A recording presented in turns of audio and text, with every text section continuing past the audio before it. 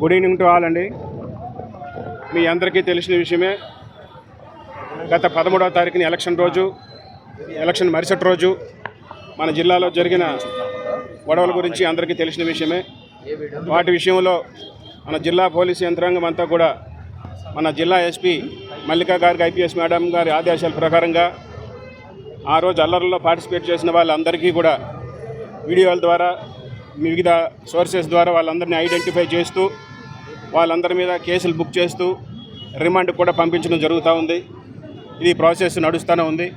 ఆ ప్రాసెస్లో భాగంగా రేపు 4వ తారీఖున మళ్ళీ కౌంటింగ్ ఉంది.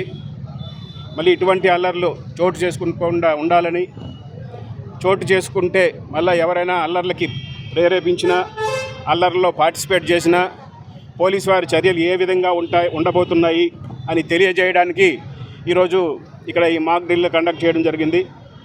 మొదటగా బాష్పవాయువుని ప్రయోగించడం జరుగుతుంది. అప్పటికి వాళ్ళు చెదిరిపోకపోతే లాఠీ చార్జ్ చేయడం జరుగుతుంది. అప్పటికి కూడా చెదరకపోతే ఫైనల్గా ఫైరింగ్ చేయడానికి కూడా సిద్ధంగా ఉన్నాము.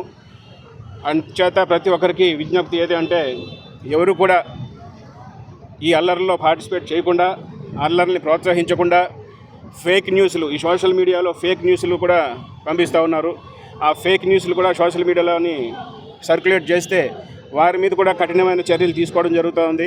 నిన్న నరసరాపేటలో కూడా ఒక కేసు దీని మీద సోషల్ మీడియాలో ఫేక్ న్యూస్ వల్ల వారి మీద కేసు బుక్ చేయడం కూడా జరుగుతూ ఉంది.